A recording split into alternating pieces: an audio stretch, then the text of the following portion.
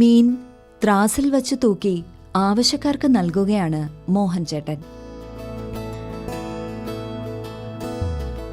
പരൽമീനുകളാണ് ഏറെയും. രാവിലെ നിരവധി പേരാണ് മത്സ്യം വാങ്ങാൻ എത്തിയിരിക്കുന്നത്. ഓരോരുത്തർക്കും ആവശ്യപ്പെട്ട തൂക്കത്തിൽ മീനുകൾ നൽകുകയാണ്. പക്ഷേ ഇതൊരു മീൻകടയല്ല, ഒരു മത്സ്യവളർത്തൽ കേന്ദ്രത്തിലെ വിൽപ്പന ദൃശ്യമാണ് ഈ കാണുന്നത്.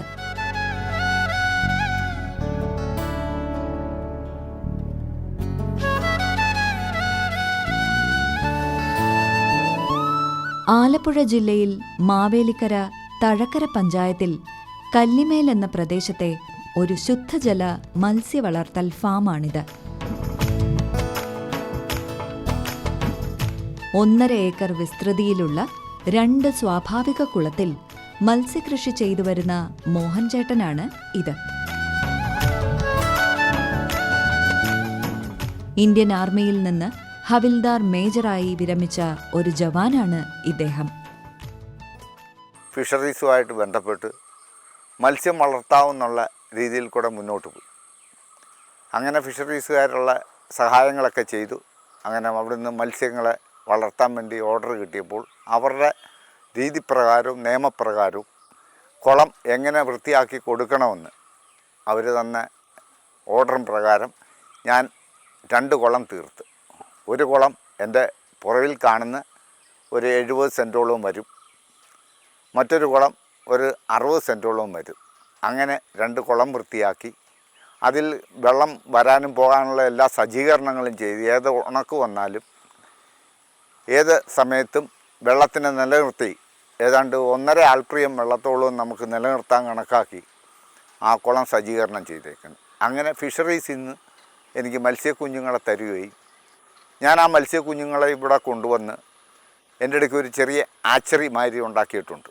അതിനെ വിപുലീകരിച്ച് വലുതാക്കാനുള്ള രീതി.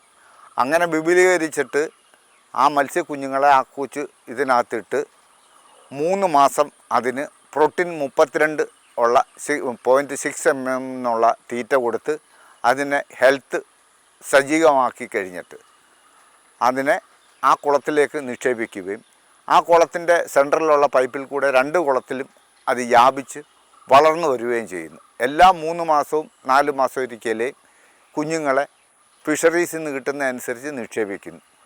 365 ദിവസവും ഞാൻ എൻ്റെ മീനിൻ്റെ വിളവെടുപ്പ് നടത്തുന്നുണ്ട്. 2017 ആരംഭിച്ചതാണ് ഇവിടുത്തെ മത്സ്യകൃഷി. മണ്ണിൽ കുഴിയെടുത്തുണ്ടാക്കിയ ഈ കുളങ്ങൾക്ക് 2-3 ആൾ താഴ്ചയുണ്ട്. ഈ കുളത്തിൽ ലക്ഷക്കണക്കിന് മത്സ്യങ്ങളെ നിക്ഷേപിച്ചിട്ടുണ്ട്. ചിത്രലാട, തിലാപ്പിയ, രോഹു, ഗ്രാസ് കാർപ്പ്, കട്ല തുടങ്ങിയ വളർത്തുമീനുകളെ കൂടാതെ നമ്മുടെ നാടൻ കരിമീനും പള്ളത്തിയും വരാലും കൂരിയും വരെ ഈ 2 കുളത്തിലുമായി വളർന്നു വരുന്നുണ്ട്.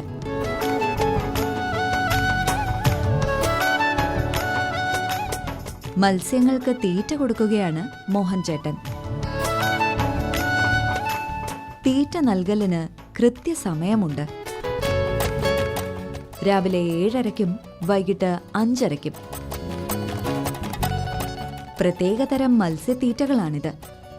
മത്സ്യത്തീറ്റയെ ഗ്രോവർ എന്നാണ് പറയുക. പല പ്രായത്തിലുള്ള മത്സ്യങ്ങൾ ഒരേ സമയം ഈ കുളത്തിലുണ്ട്. അതിനാൽ പല വലുപ്പത്തിലുള്ള തരികൾ കൂട്ടിക്കലർത്തിയാണ് നൽകുന്നത്. ചെറിയ മീനുകൾക്ക് 2 mm തരിയും ഇടത്തരം മീനുകൾക്ക് 3 mm തരിയും വലിയവയ്ക്ക് 4 mm തരികളും എന്ന രീതിയിലുള്ള ഗ്രോവറുകളാണ് കൊടുക്കുന്നത്. തീറ്റ നൽകുന്നത് മിക്കപ്പോഴും മോഹൻചേട്ടനാണെങ്കിലും സഹായി സാബുവും മകൻ കൊച്ചുമോൻ എന്ന് വിളിപ്പേരുള്ള തോമസും ഒപ്പം കൂടാറുണ്ട്. മത്സ്യകൃഷിയിൽ സുരക്ഷ പരമപ്രധാനമാണ്. ഫാമിൽ CCTV സ്ഥാപിച്ചിട്ടുണ്ട്.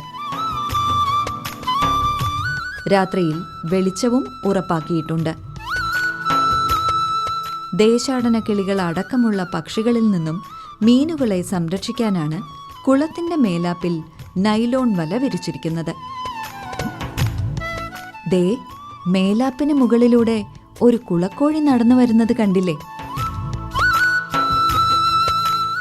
ഇതും കുളത്തിൽ ഇറങ്ങാനിട വന്നാൽ മീനുകളെ തിന്നും. കരയിലൂടെയും ശത്രുക്കൾ എത്തിയേക്കാം. പാമ്പുകൾ, ആമകൾ, മത്സ്യങ്ങളെ തിന്നുന്ന പലതരം ക്ഷുദ്രജീവികൾ ഒക്കെയുണ്ട് ശത്രുക്കളായി. അവയെ തടയാനാണ് ഈ കാണുന്ന ചുറ്റോടു ചുറ്റുമുള്ള പച്ചവലകൾ. ഇത് ആഴത്തിൽ കുറ്റിയടിച്ച് ബലവത്താക്കി വച്ചിരിക്കുകയാണ്. കുളത്തിന്റെ മുക്കും മൂലയും പരിശോധിക്കാൻ പൊന്തുവള്ളമുണ്ട്.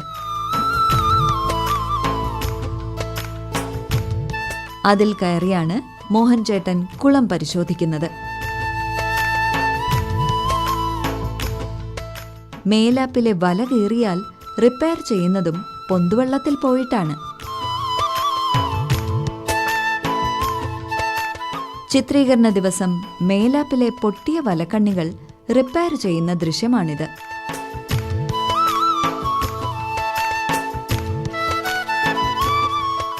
ഇടയ്ക്കിടെ മോഹൻചേട്ടന്റെ മകനും സഹായത്തിനെത്താറുണ്ട്.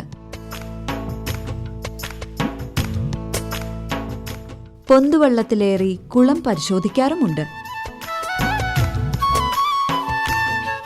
കുളത്തിന്റെ ജലനിരപ്പ് ക്രമപ്പെടുത്താൻ വിപുലമായ സംവിധാനങ്ങൾ ഒരുക്കിയിട്ടുണ്ട്.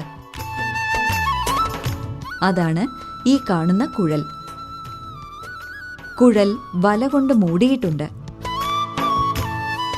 അധിക ജലം വാർത്തുകളയാനും വെള്ളം കുറഞ്ഞാൽ കയറ്റാൻ വേണ്ടിയും കുളവും അതിനോടനുബന്ധിച്ച് നീർച്ചാലും ചുറ്റോടു ചുറ്റുമുണ്ട്. മാന്നാർ മത്സ്യഭവനിലെ ഉദ്യോഗസ്ഥരാണിവർ. ഇടയ്ക്കിടെ ഇവർ ഫാം സന്ദർശിച്ച് മോഹൻചേട്ടന് വേണ്ടുന്ന സാങ്കേതിക നിർദ്ദേശങ്ങൾ നൽകി വരുന്നുണ്ട്. കേരള സർക്കാർ ഫിഷറീസ് വകുപ്പിൻ്റെ മാന്നാർ മത്സ്യഭവൻ്റെ കീഴിൽ വരുന്ന തഴക്കര പഞ്ചായത്തിലെ ഒരു മാതൃകാ കർഷകനാണ് TK മോഹനൻ. 2017 മുതൽ മത്സ്യകൃഷി നടത്തി വരുന്നു. മാന്നാർ മത്സ്യഭവൻ ഈ കർഷകന് വേണ്ടിയുള്ള എല്ലാ സാങ്കേതിക സാമ്പത്തിക സഹായവും ഡിപ്പാർട്ട്മെൻറ്റ് വഴി നൽകി വരുന്നു. മാന്നാർ മത്സ്യഭവന്റെ സാമ്പത്തിക പിന്തുണയോടുകൂടിയാണ് മോഹൻചേട്ടൻ മത്സ്യകൃഷി നടത്തി വരുന്നത്. ഈ കുളത്തിലേക്ക് ആവശ്യമായ മത്സ്യക്കുഞ്ഞുങ്ങളെ നൽകുന്നത് മാന്നാർ മത്സ്യഭവനിൽ നിന്നുമാണ്. 2017 മത്സ്യകൃഷി ആരംഭിച്ചതിന് ശേഷം 2018 നമുക്ക് 2018 പ്രളയത്തിൽ ഈ മത്സ്യകൃഷിയിടം പൂർണ്ണമായും വെള്ളത്തിൽ മുങ്ങി മത്സ്യങ്ങളെല്ലാം നഷ്ടപ്പെട്ടു പോവുകയുണ്ടായി. അങ്ങനെ നമ്മൾ ഡിപ്പാർട്ട്മെൻറ്റിൻ്റെ പ്രളയ പുനരുദ്ധാരണ ഫണ്ട് ഫ്ലഡ് പാക്കേജ് പദ്ധതിയിൽ ഉൾപ്പെടുത്തി ഇദ്ദേഹത്തിന് സാമ്പത്തിക സഹായം നൽകുകയും അതിനുശേഷം 2018 ഫ്ലഡിന് ശേഷമാണ് ഇത്ര വിപുലീകരിച്ച രീതിയിൽ മത്സ്യകൃഷി നടപ്പിലാക്കി വരുന്നത്. നിലവിൽ ജനകീയ മത്സ്യകൃഷി പദ്ധതിയിൽ ഉൾപ്പെടുത്തി കുളങ്ങളിലെ നൈൽ തിലാപ്പിയ മത്സ്യകൃഷി സ്കീമാണ് ഇപ്പം നടപ്പിലാക്കിക്കൊണ്ടിരിക്കുന്നത്. കേരള സർക്കാർ ഫിഷറീസ് വകുപ്പിൻ്റെ ജനകീയ മത്സ്യകൃഷിയിൽ ഉൾപ്പെടുത്തി 2020-21 പീരീഡിൽ നമ്മൾ മത്സ്യത്തീറ്റയ്ക്കുള്ള ആനുകൂല്യം കൊടുത്തിരുന്നു. പിന്നെ ബണ്ട് ബലപ്പെടുത്തുന്നതിനും നെറ്റിടുന്നതിനും മോട്ടോർ, പമ്പ് തുടങ്ങിയവ വാങ്ങിക്കുന്നതിനുള്ള സബ്സിഡിയൊക്കെ നൽകിയിട്ടുണ്ട് ഡിപ്പാർട്ട്മെൻറ്റ് സ്കീം മുഖേന.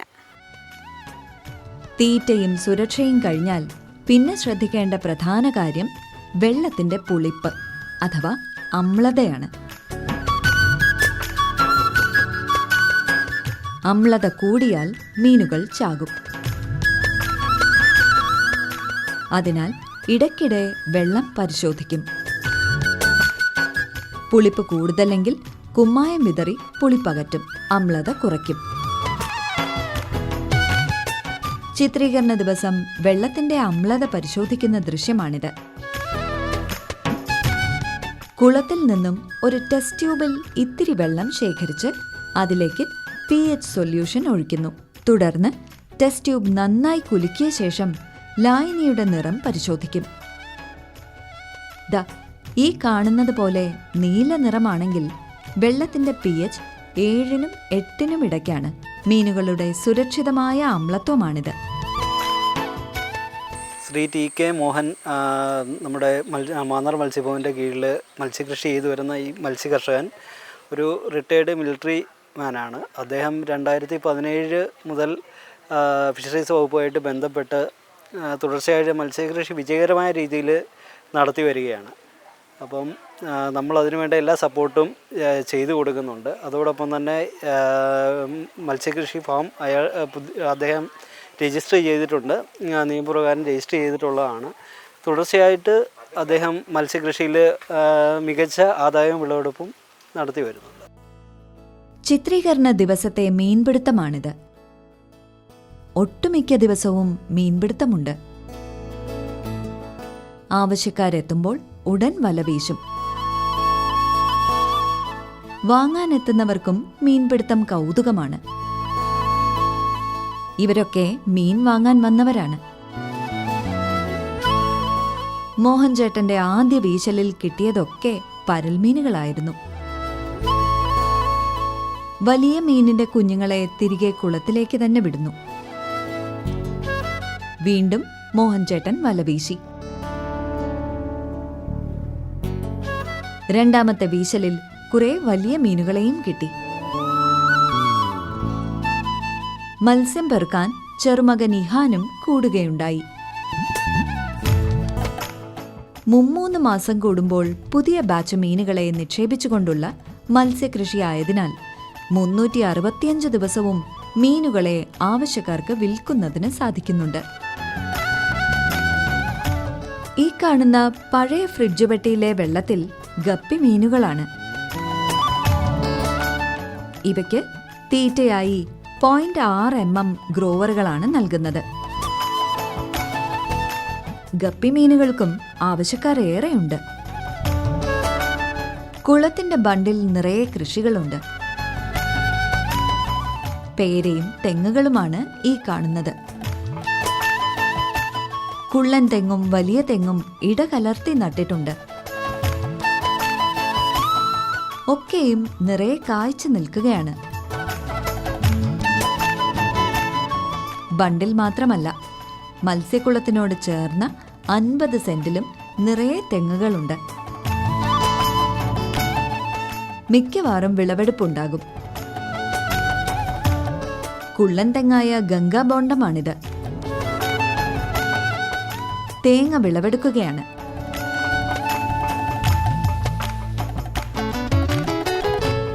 വിൽപ്പന കേന്ദ്രത്തിന്റെ മുൻപിലെ തെങ്ങിൽ നിന്നും തോട്ടികൊണ്ടാണ് വിളവെടുക്കുന്നത്. സഹായി സാബുവും മകൻ തോമസും മോഹൻ ചേട്ടനോടൊപ്പം വിളവെടുക്കാനുണ്ടായിരുന്നു. എൻ്റെ പ്രൊഫഷണൽ എന്ന് പറയുന്നത് IT-ആണ്. പക്ഷേ എൻ്റെ ഫ്രീ ടൈമിൽ, എൻ്റെ ലെഷർ ടൈമിൽ എനിക്ക് ഏറ്റവും ഇഷ്ടമുള്ള ഒരു കാര്യം ഈ ഫാമിൻ്റെ കൂടെ ഹെൽപ്പ് ചെയ്യുന്നതാണ്.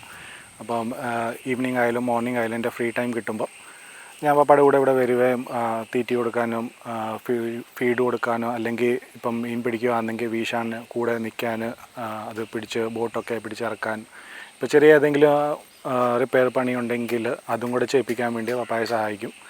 പിന്നെ ഈവനിങ്സ് ഞങ്ങൾ ഫാമിലിയായിട്ട് നല്ല കാറ്റുണ്ട് ഇവിടെ. അപ്പം ഈവനിങ്സ് വന്നിരിക്കാൻ നല്ലൊരു സുഖമുണ്ട്. അങ്ങനെ കാറ്റ് കൊള്ളാൻ വേണ്ടി ഞങ്ങളിവിടെ വരാറുണ്ട്. ഇതിനല്ലാതെ എനിക്ക് ചെറിയൊരു താല്പര്യമുണ്ട് ഫിഷിങ്ങിലും അല്ലാതെങ്കിൽ അഗ്രികൾച്ചറുമായിട്ട്. അപ്പം ഈ ഒരു ഫ്രീ ടൈം ഇങ്ങനെ ചിലവഴിക്കുമ്പം ഒരു നല്ലൊരു മനസ്സ് നല്ല സുഖമുണ്ട്. ഒരു നേച്ചറിനോടൊരു കണക്റ്റ് ഫീൽ ചെയ്യുന്നുണ്ട്. പ്രത്യേകിച്ച് ഇപ്പം ഞങ്ങളുടെ അടുത്ത് അച്ചൻകുലാറ. അപ്പോൾ അവിടെ നിന്നുള്ള കാറ്റും പിന്നെ ആ ഒരു കോൺസെപ്റ്റ് വെച്ചിട്ട് ഇതിനെ ഫർദർ ഡെവലപ്പ് ചെയ്തിട്ട് ഒരു എഗ്രോ ടൂറിസമായിട്ട് ഒരു കോൺസെപ്റ്റ് ഉണ്ട് മൈൻഡിൽ. അത് ഇതുവരെ ഒന്നും ഫൈനലൈസ് ചെയ്തിട്ടില്ല, പക്ഷേ അതിനെക്കുറിച്ച് ഞങ്ങൾ ആലോചിക്കുന്നുണ്ട്.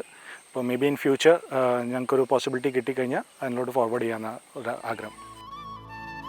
വിളവെടുത്ത തേങ്ങകൾ ഷെഡിൽ സൂക്ഷിക്കും. തേങ്ങയായും വെളിച്ചെണ്ണയായും വിൽക്കുന്നത് കൂടാതെ നല്ല ഇനത്തിന്റെ തേങ്ങകൾ പാകാനും എടുക്കും. അങ്ങനെ പാകി മുളപ്പിച്ച തൈകളാണ് ഇത്. സ്വന്തം ആവശ്യത്തിന് ഉപയോഗിക്കുന്നത് കൂടാതെ ആവശ്യക്കാർക്ക് തെങ്ങിൻ തൈ നൽകാറുമുണ്ട്. 2017 എൻ്റെ ഫാം തയ്യാറാക്കി കഴിഞ്ഞാൽ ഞാൻ ഈ തെങ്ങുകളെല്ലാം സൈഡുകളിൽ വെച്ചത്. ഈ തെങ്ങ് വെച്ചിട്ട് അന്ന് മുതലേ വളർന്നു വന്ന് കറക്റ്റ് 3 വർഷം കഴിഞ്ഞപ്പോൾ എനിക്കിതിൽ നിന്ന് ആദായം കിട്ടി. അതിൽ ഈ ചെന്തെങ്ങെന്ന് പറയുന്ന ഇത് 6 മൂട് ഇപ്പോൾ എൻ്റെ അടുക്കയുണ്ട്. ഇത് വർഷങ്ങൾ കൊണ്ടേ ഞാൻ ഇതിൻ്റെ ആദായം എടുത്തുകൊണ്ടിരിക്കുന്നു. ഇപ്പം എൻ്റെ അത്രയും പൊക്കമേ തെങ്ങിനുള്ളൂ. പക്ഷേ ഏതാണ്ട് 3 വർഷം കൊണ്ട് ഞാൻ ഇതിൻ്റെ ആദായം എടുക്കും. അന്നേരം നിങ്ങൾക്കെല്ലാം കണക്ക് കൂട്ടാവുന്നേ ഉള്ളൂ തെങ്ങിൻ്റെ ആദായം എപ്പോൾ കിട്ടി എങ്ങനെ എന്ന്. ഇതുകൂടാതെ മോഡിഫിക്കേഷൻ ചെയ്ത തെങ്ങുകൾ എൻ്റെ അടുക്കയുണ്ട്. അതും 3 വർഷത്തിൽ കായ്ക്കുന്നതും 3.5 വർഷമാകുമ്പോൾ തേങ്ങ കിട്ടുന്ന തെങ്ങുകളുമാണ്. ഇതുകൂടാതെ ഞാൻ ഇവിടെ വളർത്തുന്ന 20 മൂട് ഗംഗാപോണ്ട് തെങ്ങ് കറക്റ്റ് 2 വർഷത്തിൽ കൂമ്പ് വരികയും 3-ാമത്തെ വർഷത്തിനകം അതിൽ നിന്ന് സ്വാദേറിയ കരിക്കുകൾ വെട്ടിമാറ്റുകയും എല്ലാവർക്കും ഉപയോഗമായ രീതിയിൽ ഞങ്ങളതിൻ്റെ തേങ്ങ ആട്ടി വെളിച്ചെണ്ണയാക്കി വിൽക്കുകയും ചെയ്യുന്നു. അതുകൂടാതെ തേങ്ങകൾ വിൽപ്പനയായിട്ടും കൊടുക്കുന്നുണ്ട്. കരിക്ക് ആവശ്യമുള്ളവർക്ക് കരിക്കും ഇവിടെ നിന്ന് ഉപലഭമായിട്ട് കൊടുക്കുന്നുണ്ട്. കൂന പിടിച്ചാണ് മോഹൻ ചേട്ടൻ ഈ തൈകൾ നട്ടിരിക്കുന്നത്. ഈ മണ്ണിൽ മഴക്കാലത്ത് ഉറവ് പൊട്ടും. അതുകൊണ്ടാണ് കൂനയാക്കി നടുന്നത്. മണ്ണ് പുറമേ നിന്ന് കൊണ്ടുവന്നാണ് ഇങ്ങനെ കൂനകൾ ഉണ്ടാക്കുന്നത്. 1 മീറ്റർ പൊക്കത്തിൽ കൂനയെടുത്ത് ഡോളോമൈറ്റ് ഇട്ട് നനച്ച് മണ്ണിന്റെ അമ്ലത നീക്കാൻ 10 ദിവസം ഇടും.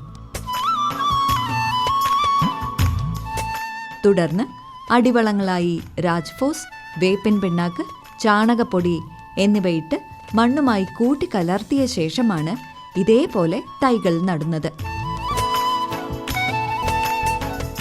തൈ നട്ടാൽ പോരാ, കൃത്യമായ ശുശ്രൂഷയും വേണം. ചെല്ലിബാധ ഉണ്ടാകാതിരിക്കാൻ ഇടയ്ക്കിടെ മണ്ട വൃത്തിയാക്കാൻ മോഹൻചേട്ടൻ മറക്കാറില്ല.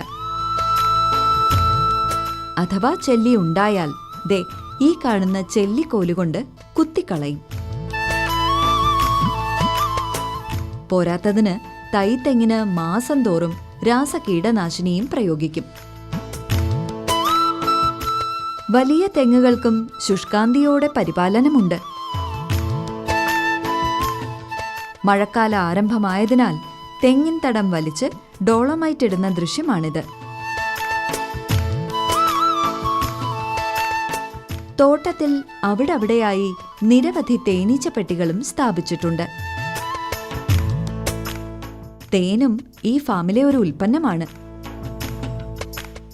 LC റോയൽ എന്ന വ്യാപാര നാമത്തിലാണ് തേൻ വിൽപ്പന. ഏകദേശം ഇപ്പോൾ എൻ്റെ അടുക്ക 16 കൂടോളം തേനീച്ച ഞാൻ വളർത്തുന്നുണ്ട്. ഈ വളർത്തലിൽ നിന്ന് തേൻ്റെ ലാഭം തന്നല്ല നമ്മൾ കണക്ക് കൂട്ടുന്നത്. തേനേക്കാൾ ഉപരിയായി തേനീച്ചപ്പെട്ടി വെച്ചതിന് ശേഷം എനിക്ക് പരാഗണത്തിൻ്റെ കൂടുതൽ കൊണ്ട് വിളവുകൾ കൂടുതൽ കിട്ടിയതായിട്ട് ബോധ്യം വന്നിട്ടുണ്ട്. അതിനാൽ ഇനിയും ഞാൻ ഇതിൽ കൂടുതൽ തേനീച്ചപ്പെട്ടികൾ വെക്കാൻ ആഗ്രഹിക്കുകയും പരാഗണത്തിൽ കൂടെ എൻ്റെ ഉൽപ്പാദനങ്ങൾക്ക് വിളവുകൾക്കും കൂടുതൽ ആദായം കിട്ടുന്ന രീതിയിൽ മുന്നോട്ട് പോകാനാണ് എൻ്റെ തീരുമാനം. കൃഷിയിടത്തിൽ 6 കുടംപുളി മരങ്ങളുണ്ട്. അതും ഒരു വരുമാന വിളയാണ്. ഇക്കഴിഞ്ഞ സീസണിൽ 120 കിലോ കുടംപുളി ഉണക്കി വിറ്റു. മനോഹരമാണ് മോഹൻ ചേട്ടന്റെ ഈ ഫാം. വൈകുന്നേരങ്ങളിൽ മോഹൻ ചേട്ടന്റെ IT പ്രൊഫഷണലായ ഇളയ മകൻ തോമസും ഭാര്യ ദിയയും കൊച്ചുമകൻ ഇഹാനും ഫാമിലെത്തും. എപ്പോൾ വന്നാലും മോഹൻ ചേട്ടൻ കൊച്ചുമകന് ഇളനീർ ചെത്തിക്കൊടുക്കും.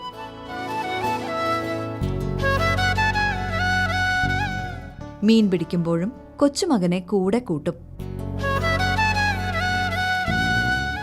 കൊച്ചുമകനിലേക്ക് കൃഷിയുടെ പാഠങ്ങൾ പതുക്കെ നിറയ്ക്കുകയാവും ഈ മുത്തച്ഛൻ. അതേപോലെ നമ്മളിലേക്കും ഈ നന്മകൾ പകരുകയാണ് ഈ ജവാൻ. അതുകൊണ്ട് ജയ് ജവാൻ ജയ് കിസാൻ എന്ന് തന്നെ നമുക്കും ആശംസിക്കാം.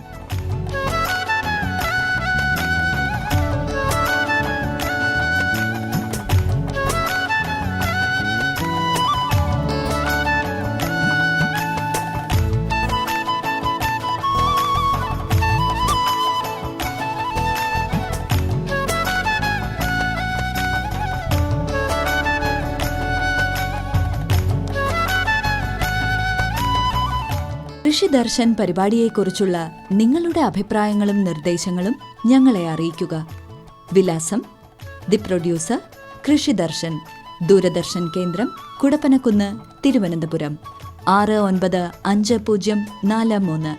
ഫോൺ 0471 27318770. Email ddkrishitvm@gmail.com.